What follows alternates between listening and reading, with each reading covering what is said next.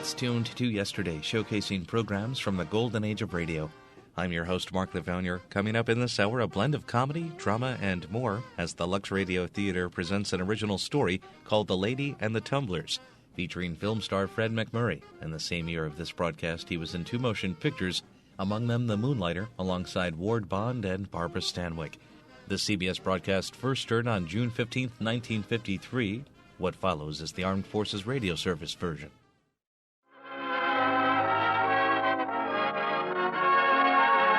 Starring Fred MacMurray in The Lady and the Tumblers.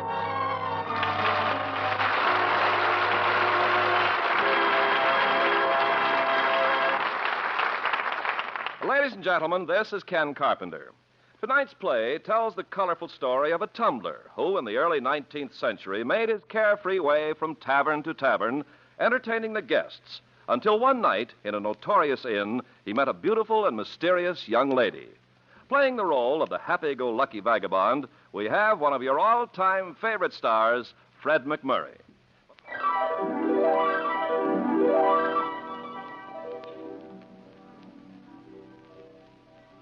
Our story tonight, The Lady and the Tumblers, is a curious but unforgettable one. It comes out of the half-forgotten style of the past, and it's an odd mixture of comedy, romance, and violent action.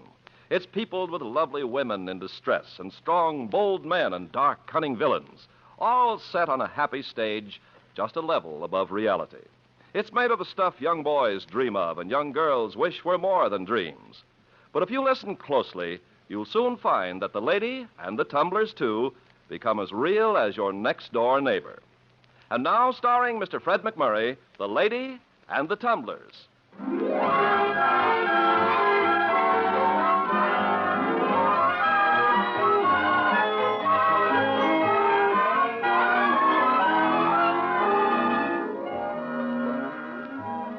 The only family I ever knew was my Uncle Jim Smith, who'd taken me up as a baby when I lost my parents. I was now 16, and I think of reasonable value to him. Jim was a professional strongman who took the name of Stone Crusher. It was spring in the year 1838 that we were wandering through Ohio, traveling slowly along the pikes with our cart and mare, and playing the inns and taverns with our tricks and acrobatics and feats of strength. To those who passed us on the road, Jim was just a big, black-haired man and ragged. But to those who watched him in play or fight, he was a torrent of fierce, trained muscles. And a wise man standing by might have caught in his dark, smoky eyes the glimpse of a startling brain. In those days, Jim was about 30 and in his prime. Look at the lightning, Andy. Yeah, it'll kill our mare this keeps up. Well, if it strikes the mare, it'll most likely strike us, too. But we'd better get off the pike and undercover. Uh-huh. There's a tavern just ahead. We'll try our luck there, Andy. Get up, Jennifer. Let's go. We can still land dry. The rain's only beginning. That's not much of an inn, if you ask me. Looks more like a rundown farmhouse. An inn that shabby may be good, Andy, or it may be evil. We'll soon see about this one. I guess this lean-to's all they have for a stable. This is a wretched place. It doesn't look too good to me either. But maybe we can play here for bait and bed. Come along. Now, Andy, this is a cheap place, so we'll put on our cheapest act. The one where I sit on a chair and you tuck my legs behind my neck? Remember, you're very awkward about everything. I know, Jim.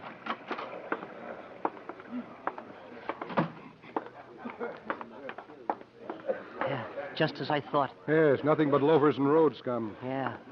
But look in the corner there, Jim, with that young man and all the luggage. Yes. Yes, I see her. She's quite a beauty. Huh. Well, what's a girl like that doing here? And with such a sullen-looking fellow? Well, must be waiting for a stage. Come on. And stumble a little when I take my bow. Ladies and gentlemen, you are about to be entertained by the great Stone Crusher.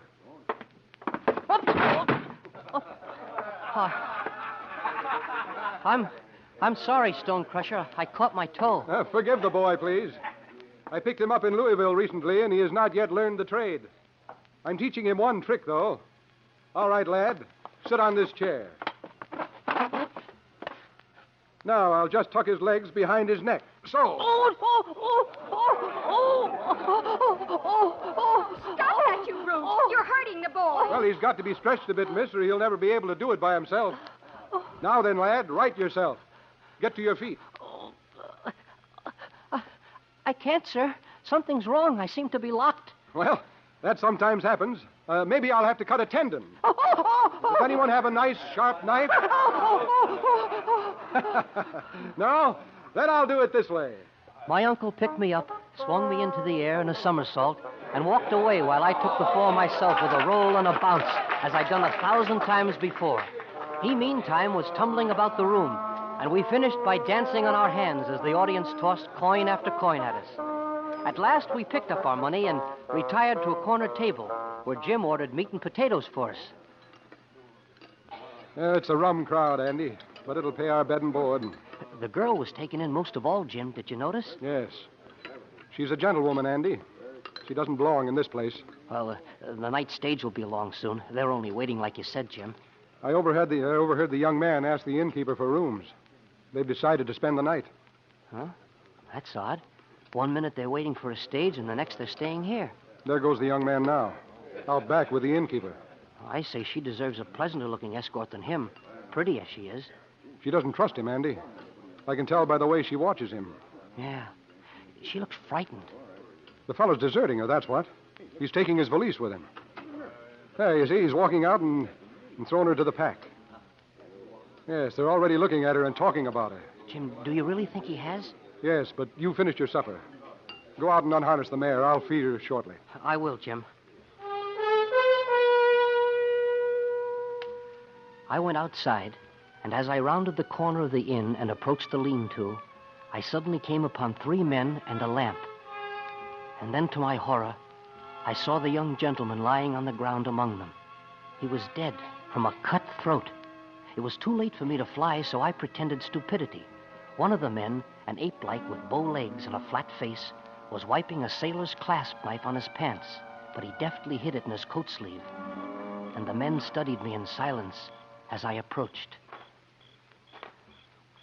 Well, pup? What happened, sir?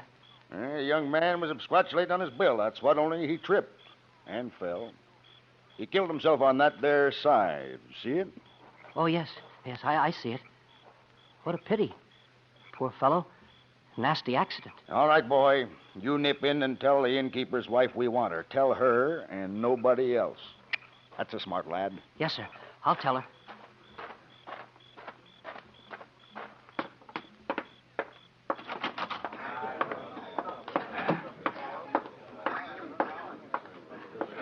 Jim, there's been an accident outside. So? Anybody hurt? The young gentleman. He tripped and fell on his side. It cut his throat. Well, that's very interesting. Yeah. Only there's no blood on the side. And an ape-like man is standing over him with a wet clasp knife. I see. We'll have to act fast, Andy. Come with me. We'll talk to the girl.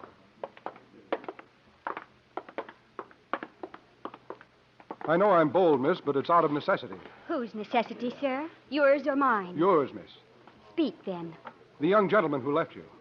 Is he a kinsman? He's neither kinsman nor friend, and I'm happy to be quit of him. You are very quit of him, miss.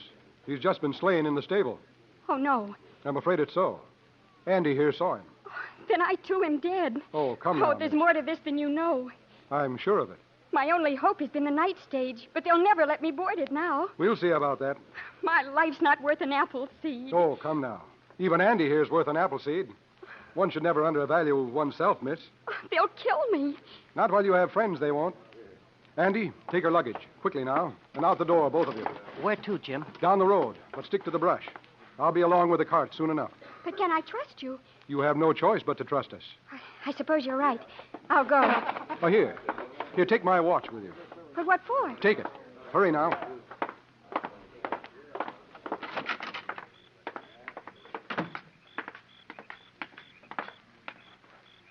Thank heaven. The rain's let up. Yeah. It's dark, though. Can you see well enough? I'll manage. But what about you with all that luggage? Oh, you forget I'm strong. Not as strong as Jim, of course. He's about the strongest man in all the world. He is? Of course. My name is Andy. What's yours? Well, it's Sandal. Sandal Carrick. Oh, that's a pretty name. Well, thank you. Tell me something. Why did he give me his watch back there? Well, Jim's mighty proud of that watch, Sandal, and he removes it on only 3 occasions. In stone crushing, and to time certain feats of strength, and when he fights. Oh, I see. Jim's about the greatest fighter in all the world. He won't be long. We can stop here, don't you think? Oh. Whew. Gosh. Girls certainly travel with plenty of luggage. I'm sorry it's so heavy. Oh, I don't mind, really. What if he doesn't show up? Don't worry about him. He'll be along in a minute. But will he really put me on the night stage? Look, Sandal, we're showmen, not thieves. You've nothing to worry about. You can trust us. I don't trust any man. Not anymore. There he comes now. You see? Well, his word's true this far. There.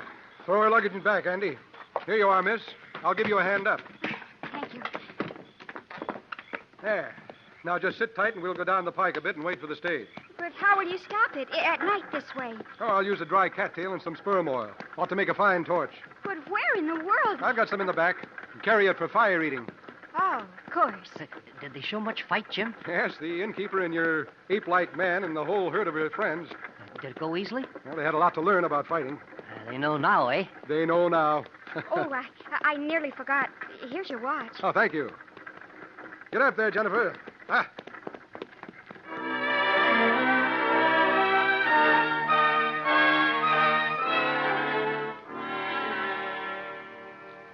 Soon after, we put Sandal Carrick on the stage, and it drove away with her safe inside. Then we pulled off the road and went to sleep under the cart. Next morning, we woke to a clear, sunny day, and pretty soon Jim had strips of bacon rolled on sassafras twigs before a fire. After breakfast, I had my usual lessons: Latin, arithmetic, penmanship. Jim was a great scholar and a very patient teacher. When we were finished, he settled back on his haunches and looked at me. Well, Andy, I now have a surprise for you. Huh? Really, Jim? What is it? No need to smile. This is an unpleasant surprise. It just means more of last night's trouble. You mean we're not out of that? Go look in the back of the cart. I'll do it, Jim.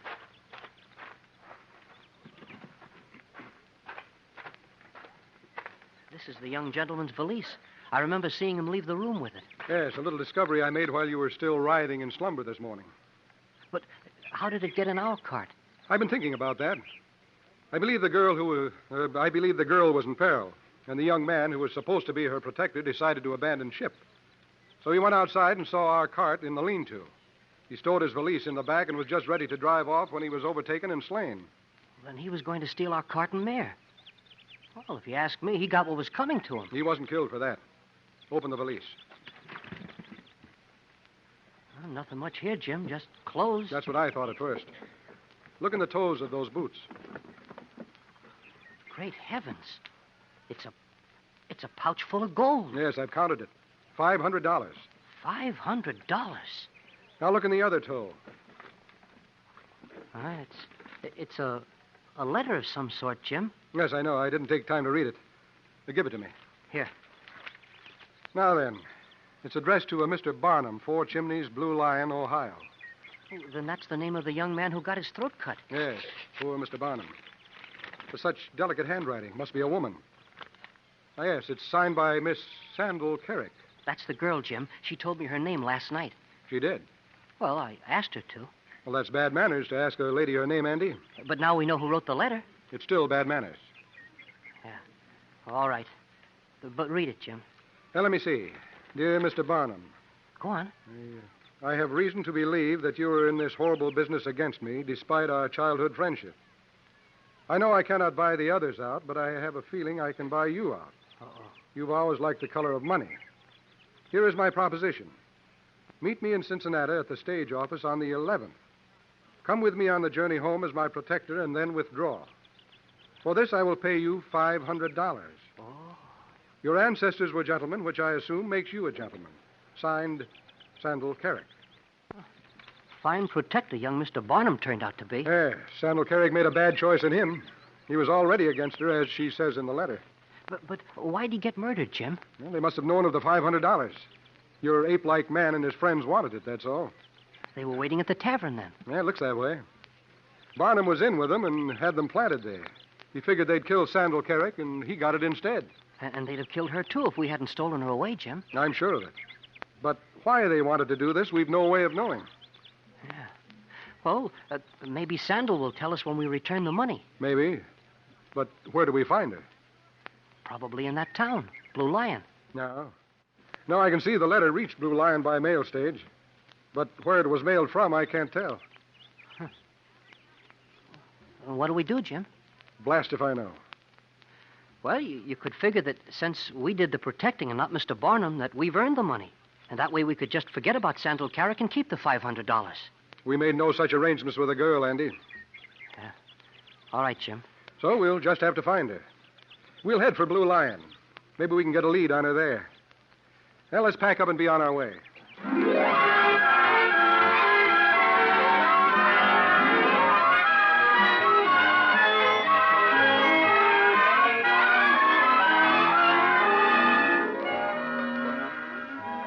Just at dusk the following evening, we came to the town of Blue Lion, a pleasant, sleepy hamlet built about the Blue Lion Tavern, which was a large, showy inn and obviously thriving. We turned our mare over to a groom and entered. As the innkeeper came forward to meet us, he noticed our ragged clothes and his eyes grew stony. Jim faced him, his eyes equally stony. Good day, gentlemen. Good day, sir. And my compliments on this elite hostelry. Thank you. But our rates are rather high, my friend. There's a farmer's inn just north of town. There are times, sir, when I enjoy high rates. I'll be happy to meet your prices if you'll tolerate us. If you meet my prices, I'll be happy to tolerate you. Excellent. Here you are, then. Will that cover it? What? A copper penny? Take this back and be off with you. Oh, you're mistaken, sir. Look again. What? Well, now it's a quarter eagle. Ah, you play tricks. Only to make friends. Well. Well, for such money, you shall have the best here. Come with me. I'll find you a table and you shall eat. This way. But, Jim, a quarter eagle for a night's lodging. Have you lost your mind? Possibly. Time will tell. What do you mean? Well, for a quarter eagle, we want first a friendly host, then information. Next, good food and a good bed. And finally, the return of our quarter eagle. There have been worse deals. We're headed for trouble, if you ask me. Man is born to trouble, Andy. Here you are, gentlemen. Sit down. We serve the best food in Ohio here, and from the best plate and chinaware west of the Allegheny. I'm glad to hear that. But before we eat, I have a question. Ask it. Well, it strikes me that I have an acquaintance in this town of Green Lion, a Miss Sandal Carrick. She and her mother have quarters with a relative, I believe, a Mr. Farnham, who lives in a house known as the Chimney on South Crown Street. Now, is this Mr. Farnham present among your guests this evening? I'm afraid you're rather badly confused, my friend. This fine town is Blue Lion, not Green. I've never heard of any Miss Sandal Carrick here. There's no Farnham hereabouts, but there is Mr. Barnum, and he lives alone.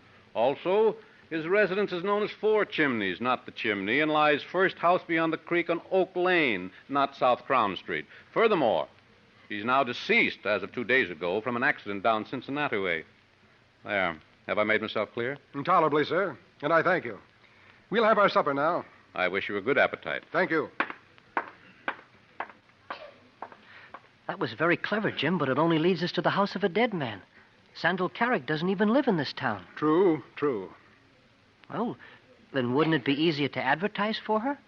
We'd find her that way eventually. Don't forget she's in danger, Andy. Immediate danger. I never saw you so determined to help anyone, Jim. Andy, your father died of a broken heart, as they say, soon after your mother's death. I've never told you this. No? No, you haven't. But why are you telling me now? Your mother died through my carelessness. What?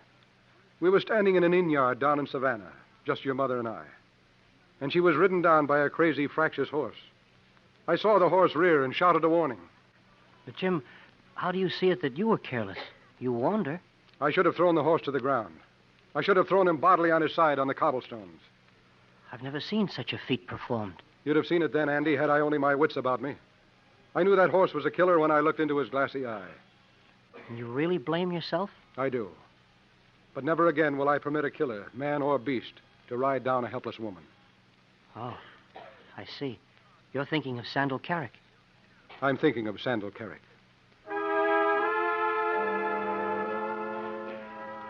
After our supper, we went out into the night and made our way to Oak Lane, where we found Mr. Barnum's house, dark and shuttered. There, Jim left me in the yard while he chose a likely window on the second story and climbed up to it. A moment later, he pried it open and was inside. I could see a match flare as he lighted a taper and began to search the room. And then suddenly, my throat went stiff. Another light appeared in a room just below. 2 lights, one upstairs and one down. I started across the yard to warn him somehow, then his light went black, and I realized he must be going downstairs. I ran around to the front door, found it off bolt, and entered.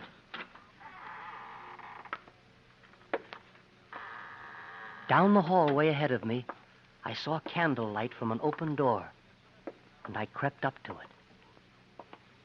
Inside, Jim was leaning against the wall by a huge mirror, and across the room from him, holding a rather long, flat, rosewood box, was Sandal Carrick. And what is that you're carrying under your arm, Miss Carrick? Never mind.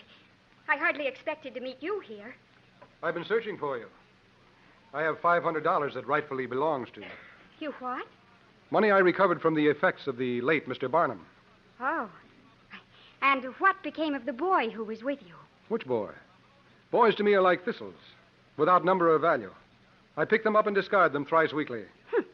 Then may I ask what brings you here? The money and the fact that you led me to believe you were in peril. I've been searching you out to help you. Ha! I have no other aim or desire. Ha! I'm telling you the truth. It appears to me, sir, that you've accidentally stumbled upon something which you believe can be turned to profit, and that you've come to this house in an attempt to gain further information to that end. I see. I think it's your hope to replace Mr. Barnum himself in the jeopardy which has been laid against me. Therefore, I consider you a menace. Oh, I am a menace. I no longer trust anybody at all. I'm a different person of late, and I've decided to handle this business, and you too, by myself, firmly and squarely as it should be handled. Excellent. I quite approve. You ask about this box I brought with me. Well, it's for emergencies like this. I will meet your price. I doubt if you can. We shall see. Stay where you are while I open it. Sandal laid the rosewood box on a nearby table. Then she carefully opened it and drew forth an enormous horseman's pistol. She swung it around with both hands as though it were a cannon on wheels, pointed it at Jim, and pulled the trigger. Well, you missed, Miss Carrick. You shouldn't fire a pistol at anyone unless you can hit him. I have a second chance. Perhaps you didn't know that these things come in pairs. Oh, yes, like doves. Now then. Jim was across the floor with a tumble and a leap, and she was in his arms.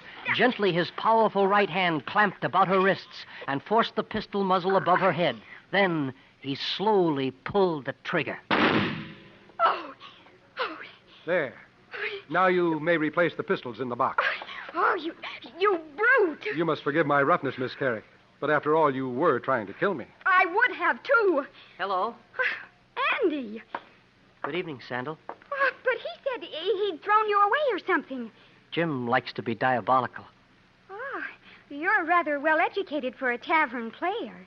Jim educates me every day. Oh? To think I almost killed him. Jim's about the hardest man to kill in all the world. You confuse me, both of you. I'll be going now. Where? Where do you live, Sandal? Tell me, Miss Carrick, how are you fixed for transportation? I have a riding horse hidden in a thicket by the creek. Splendid. Goodbye. Oh, here. Don't forget your pistol box. Thank you. And here, in this pouch, is your $500. Thank you, sir. Good night. Good night.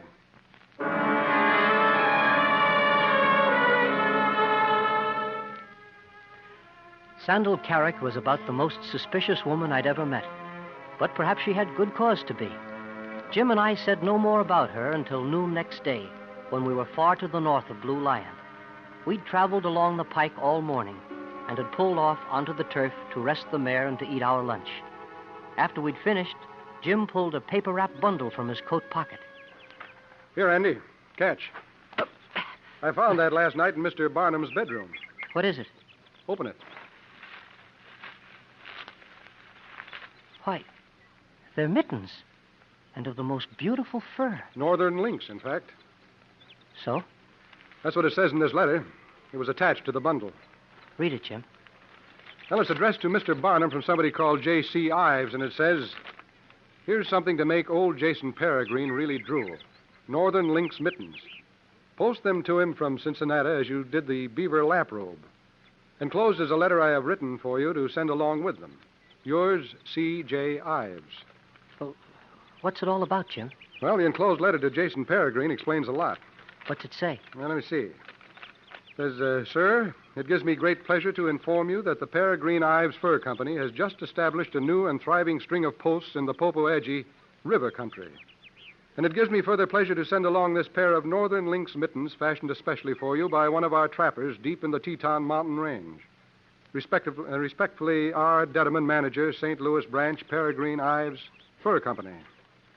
Well, that doesn't explain much to me, Jim. You haven't lived in the world long enough, Andy. It's clear to me that Jason Peregrine and C.J. Ives own the Peregrine Ives Fur Company. Well, I understood that much. But it's also clear to me that Peregrine's partner, Ives, is swindling him. There's really no fur company at all. The manager in St. Louis is non-existent, and he's kept Peregrine coming on by having presents like those mittens and the lap robe sent to him. It's all a hoax to get Jason Peregrine's money. Where does this Peregrine live, Jim? Well, according to the address, it's Matletsville, Ohio. Matletsville? Yes, it's about 10 miles up the pike. We'll be there tonight. Well, good. Let's get started. What'll I do with these mittens? Well, wrap them up. We'll take them along. Mr. Barnum evidently failed to mail them.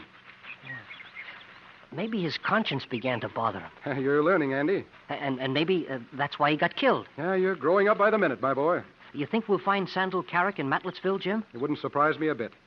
That is, if she's still alive. Oh, Jim, they wouldn't dare. They've killed one person already, Andy.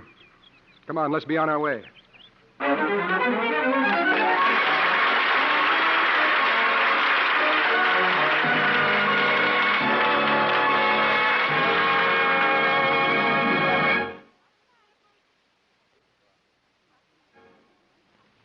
Act 3 of the Hollywood Radio Theater will continue in just a few moments. Corporal Sam Adler of the 2nd Armored Division had an idea that he could put his talent to work for the betterment of German-American relations. His background included 2 college degrees in music, and he knew that there were many musicians in the Army, so he organized the 7th Army's Symphony Orchestra. It was a spare-time project that soon gained official notice, and the group made a total of 44 appearances in 43 days. New and difficult scores were learned almost overnight, and German and American music was played at each concert. Everywhere the orchestra traveled, the audiences greeted it with amazement and wild applause. Here was a group, a cross-section of America representing all races and creeds, that brought together thousands of people on a common cultural and spiritual plane. There's no doubt that through the medium of music, Corporal Sam Adler made a substantial contribution to the improvement of German-American relations. Such acts as these by you and your friends today are shaping our world of tomorrow.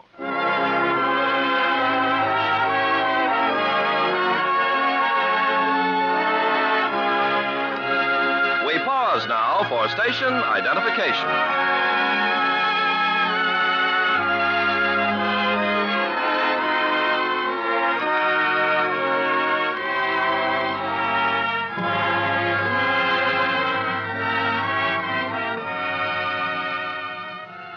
The curtain rises on Act 3 of The Lady and the Tumblers, starring Fred McMurray as Jim.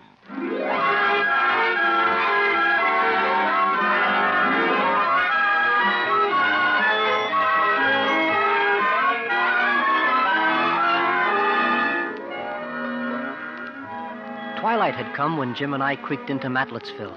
It was a fair-sized town with 2 inns facing the main square. One was a huge frame monstrosity bearing the sign Cumberland House, and the other was a squalid shack whose sign said simply, Beds and Food, Sam Mahaffey, Proprietor. Jim drove past the Cumberland House and into the tumble-down stable of Sam Mahaffey's ruined inn. There he tied the mare, and we walked back to the front door and entered.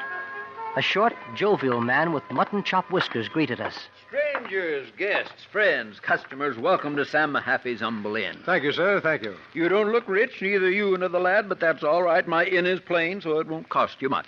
I'm not a journeyman grubbing for his sustenance, sir. I am Stonecrusher, the strongest man in the world. Then you are all the more welcome. I liked the look in your eye the moment I saw you. Tomorrow in the square outside, I intend to give an exhibition, pitting my strength against a mammoth rock. I carry playbills announcing this performance. Would you be good enough to tell me which places it's prohibited to tack such bills? Certainly I will. Your bills are not allowed on the elm before the courthouse, nor on any shop door, nor on the pillars of the Cumberland House. Then I'll tack them in those places only, for the sake of causing anger and rumor and excitement, you understand? You're a fine fellow, Stonecrusher, and I'm proud to have you with us. I have a little daughter who'll enjoy the show with me tomorrow. Good, Sam. And now one other matter. A cabinet maker I know did some work here once for a very charming lady, a Miss Sandal Ives. You're twisted. It's Miss Sandal Carrick. Oh. She lives with her grandfather, Jason Peregrine, across the square, fourth house down from the Cumberland. I had it wrong. You did indeed. C.J. Ives is an entirely different party. His office is straight across the square next to the inn. I don't love him at all. He's rich, though. Owns the Cumberland House. With your permission, Sam, I think we'll pay C.A. Ives a visit before supper. You're your own man, Stonecrusher. Do as you like. Supper's in an hour. We'll be here. Come along, Andy.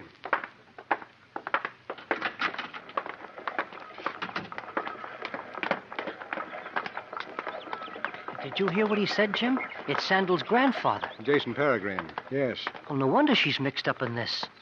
But what are you going to say to C.J. Ives? Oh, anything that comes to mind, Andy. Anything that will upset him for the moment and make him at least hesitate about doing Sandal Carrick in. Yeah. There he is, in his office. See him? Yes. Looks like a possum, doesn't he? Except a possum's harmless. Let's go in, Andy.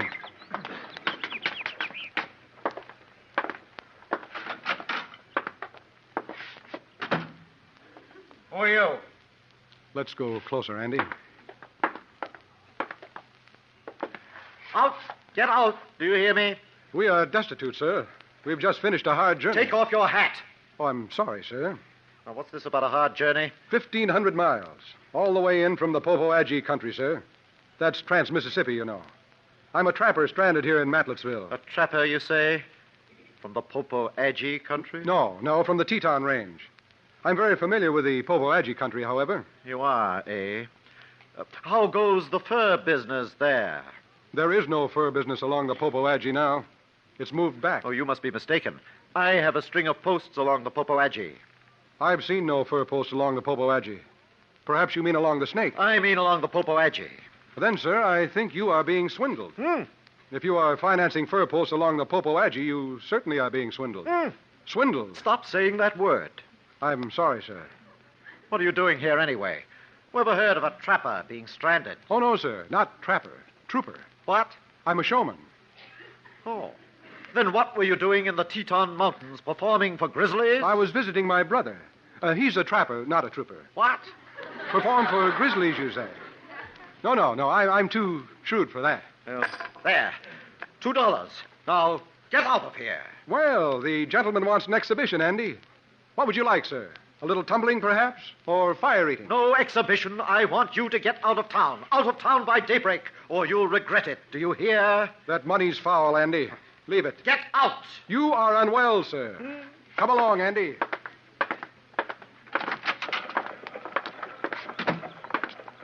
Well, Andy, did you enjoy yourself? I did not. That C.J. Ives gave me a chill, Jim. And quite rightly. He's obviously the person who ordered the murder of Mr. Barnum. And who's after Sandal Carrick? We've got him on the run, Andy. We've got him topsy-turvy. I think what you mean, Jim, is that he's going to have to get rid of us next. Isn't that it? You're smarter every day, Andy. Every single day. But wait. This, I believe, is the house, according to Sam Mahaffey. Yeah. I wonder if she's home. Yeah, we'll soon see.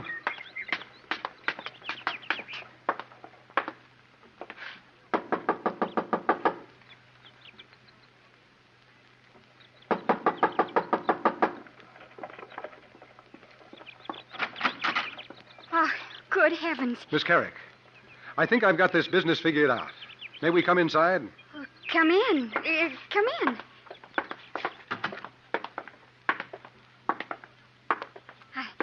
Won't you sit down? Thank you. Hello, Sandal. Hello, Andy. Well, Miss Carrick, where is your grandfather, Jason Peregrine? he's a very old man and he retires early. Oh. Is he a very wealthy man? He owns about half the town. He doesn't own Cumberland House.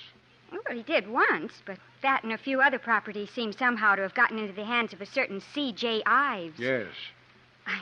You shouldn't be trying to help me.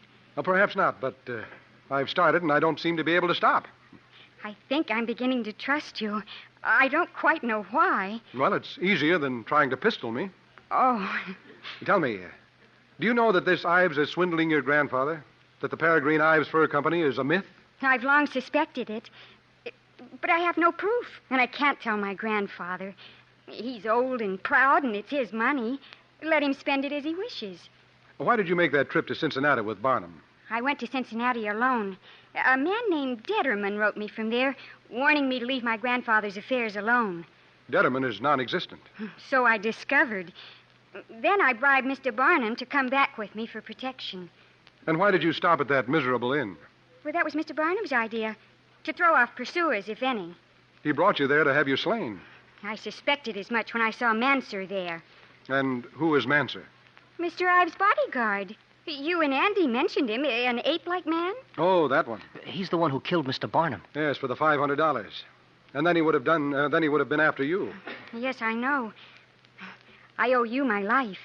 You trust me now, Sandal? Yes, Jim. I trust you. Well, this business is far from finished, but we'll see it through. Oh, you must be careful.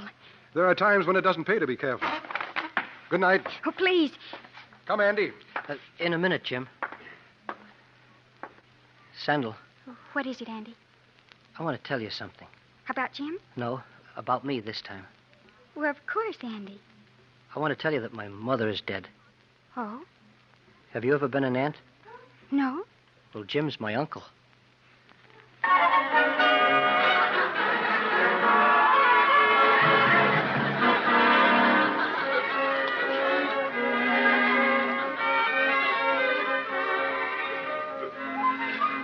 Of all the feats Jim performed, stone crushing frightened me most. First, we went into the country and selected a thick slab of stone, weighing goodness knows how much. Then we brought it back to the square, where half the town had gathered. I didn't see Ives there, but Sandal stood at the front holding a little pink parasol and looking quite gay. I was sure she'd never seen stone crushing before, or she'd have been as worried as I was. Sam Mahaffey came up with his little daughter and stood by me, as Jim stripped to the waist and faced the crowd. Ladies and gentlemen. Ladies and gentlemen, you are about to witness a marvelous exhibition of strength. Muscle and bone against cold iron and rock. There on the grass lies a monster stone that I will have placed on my chest, where a volunteer will smash it with this sledgehammer. On my honor, there is no fakery to this. It is a matter of brute strength alone. Now, I need 2 husky men to place the rock on my chest. You, sir, and you, if you will, step forward. Sam Mahaffey, I suspect you've been acting as our advance agent. This is quite a crowd. I liked you both first time I laid eyes on you. And I'll also need a volunteer to break the stone with this sledge. Who among you would enjoy this memorable pleasure? This is the danger, Sam. How, son? Well, you see, if the volunteer can't handle a sledge, the hammerhead might slew when it hits the rocks and strike Jim in the skull. That would be sure death. Surely there's a man strong enough among you to wield the sledge. I will. I ain't too strong, but I'll take a try. Oh, no, Sam. It's that ape Manser. He's a murderer. You killed Jim sure. I know him well. Hold up a minute. I want my woman to see this. We'll wait, Sam. Pop into the house, daughter, and get Mama. And while you're there, look in the top drawer of my dresser and bring back my thingamabob. Be sure it's loaded. Then wrap it in a towel and come back. Hurry now. What's on your mind, Mahaffey? Why, nothing at all, Manser. I'm referring to my pipe. There's a craving for a smoke coming over me. You're holding up the show. I'm sorry for that, and I apologize all around. But I mean to get the fullest enjoyment out of this here stone crushing, and I need my thingamabob to do it. My woman will enjoy it, too. I want you to know, Manser, that I'm mighty fond of that strong man. Here they come back already. Now, you see, that didn't take so long. You're a troublemaker, Mahaffey. How do you figure that now?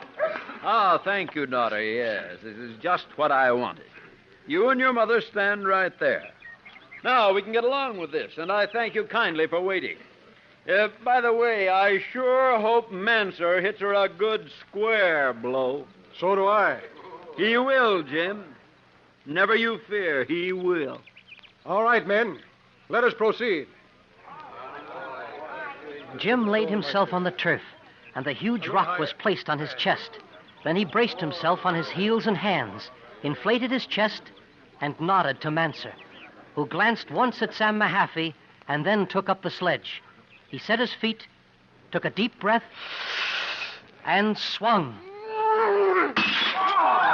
It was a tremendous pile-driver blow, and it was meant to destroy Jim, even though the hammer struck squarely and there was no slew. The rock was shattered, and Manser stood there, a look of pure evil on his face. The crowd saw that look and jeered until he dropped the hammer and walked away. Then Jim got to his feet and clasped his hands over his head. Thank you, thank you. And now my lad and I will pass among you and take up a collection. If you think this performance was a fake, I beg you to give us nothing. All right, Andy. Okay, Jim. And thanks to you, Sam Mahaffey. It was a good show all around, I figure.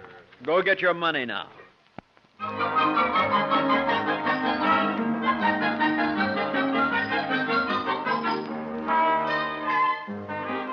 The crowd gave generously and applauded even as Jim and I left the square and walked into Mahaffey's place. There, Jim bathed and we had lunch, but not before he'd taken Sam Mahaffey's hand and silently thanked him. After we'd eaten, we went out into the square again and started for Sandal Carrick's. But then I sighted her standing before a lace and ribbon shop next to the Cumberland house, so we crossed over and joined her there. Did you enjoy the stone crushing, Sandal? Oh, no, I did not. I was terrified. Oh? If it hadn't been for Sam Mahaffey and his pistol, that was a pistol, wasn't it? I think Manser would surely have killed you. Well, he did his best anyway. But I want to ask you about something else. Yes? Do you have a good lawyer? We have a fine lawyer, but he does what my grandfather tells him to do. Not if it involves a murder. Have him at C.J. Ives' office at 4 o'clock. You do order me about, don't you? Do you object? No. Oddly enough, I don't. Keep this for me till then. Oh, your watch. Again. Now, where can I find this Manser? Oh, Jim, no, you can't fight him. I'll just waste time looking for him if you don't tell me. All right. He lodges right there at the Cumberland house. Most generally, he's down in the tavern cellar. You go around back, you'll find it. We'll meet at 4 o'clock at Ives. Yes. Till then. Don't worry, Sandal. We'll be all right. Well, please be careful. You go to Mahaffey's, Andy. I'll see you at supper. Not very likely. I'm coming along with you. Well, all right, but stay out of the way. I'll stay out of the way. You can learn by watching. I know. Well, at least there's still time. Time? I mean, he hasn't murdered Sandal yet. Nor will he, by heaven. There's a door. That must be the cellar. We'll try it.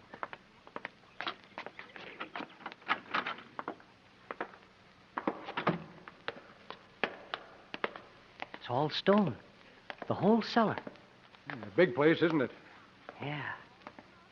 There's somebody over there, Jim. Why, they've got a well down here. Yeah. Set right level with the floor, it is. This man's a giant. He is indeed. Excuse me, sir. Where can I find Mr. Manser? I'm Mr. Manser. You? No, the Manser I have in mind is as stout as you, but shorter. His legs are badly bowed. That's my brother Joe. I'm Tom, the host here. I run this here place. Now, that's fine. Now, where can I find Joe Manser? Joe? Well. How'd you do it, Tom? He done it himself. He walked right in as pretty as you please. But he brought his cub. We'll drop him in the well, eh? Where there's room for one, there's room for two. I'll use my knife. Stay clear, Andy. We'll take care of you first, strong man. Jim lunged straight forward and loosed a crashing blow to Joe Mance's stomach. The man dropped his knife and sagged to all fours as Jim swung around to meet his brother with a wild blow that landed hard on the temple. The innkeeper was momentarily dazed, and Jim took his time about landing another on the point of the jaw. And he went down hard. Then Joe Manser, who had regained his feet, was on top of Jim before he could turn. They went to the floor, but with a sudden twist, Jim was on his back, his shoulders against the stone and his knees to his stomach. He breathed once, and then shot both feet straight up. Manser caught the blow square in his chest and reeled backward and into the well mouth, where he disappeared. He can't swim. Joe can't swim. Neither can I. But I'll take a look. Well, that's too bad. He must have hit his head on the way down. He's not even splashing. Then he's dead. We can't get a rope down to him now. Well, I'll report the manner of his death to the authorities. But meantime, I want you out of town. Out by daybreak. Do you understand? I'll go. Now see that you do, or you'll end up like your brother. Hell, come along, Andy. It must be nearly 4 o'clock. I want to go to my Happy's and clean up a bit first.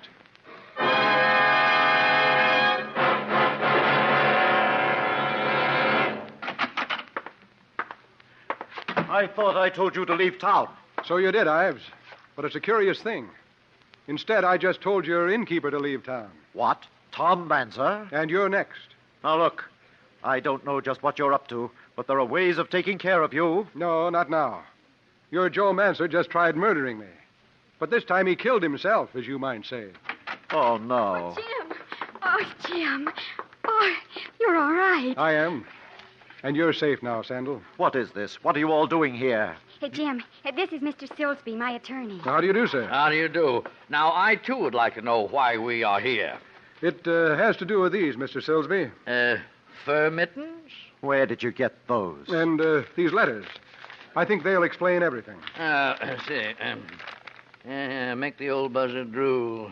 Post them as you did the lap robe. Well. Popargy River country. One of our trappers. My, Determan manager of St. Louis. Say, this is something. It's quite clear, don't you think? Oh, quite clear.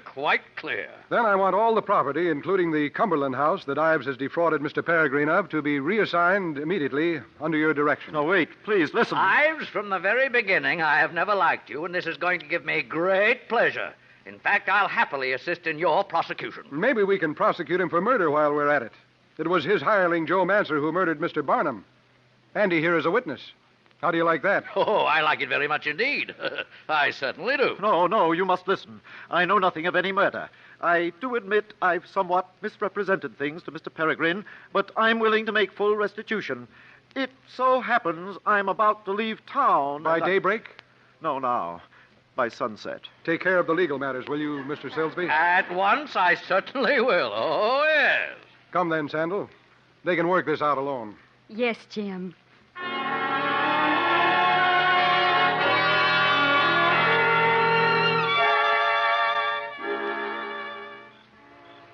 Jim. Yes, Sandal? It's a beautiful night.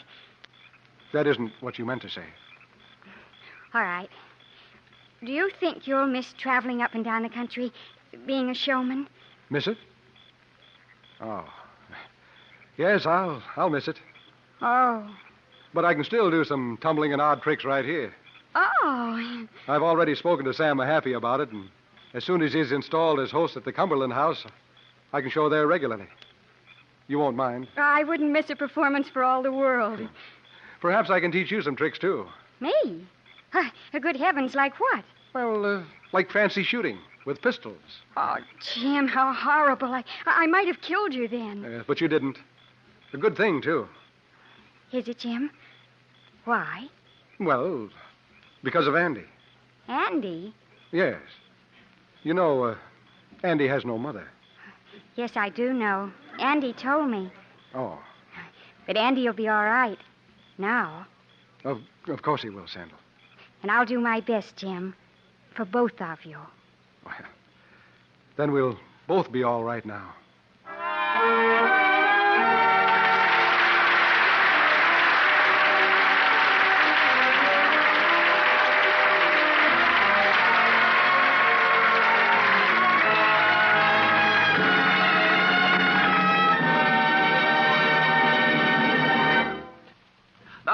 Fred McMurray.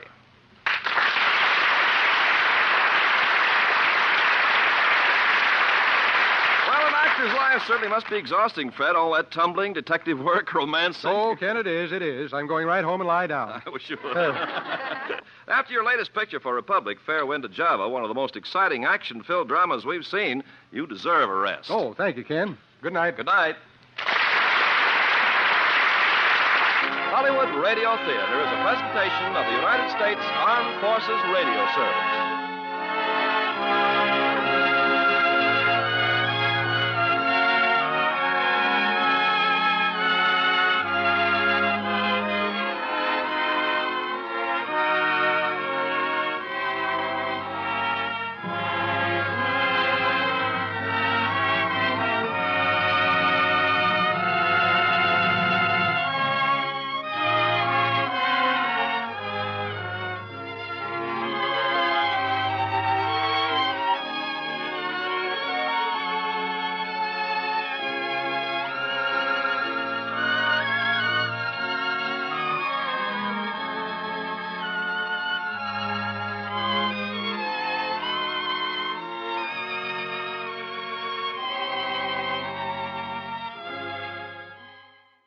The Lux Radio Theater, on Tuned to Yesterday from the 15th of June, 1953 on CBS.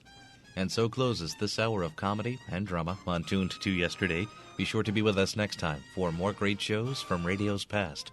Until our next hour together, I'm Mark Lavonier. Thanks for tuning in.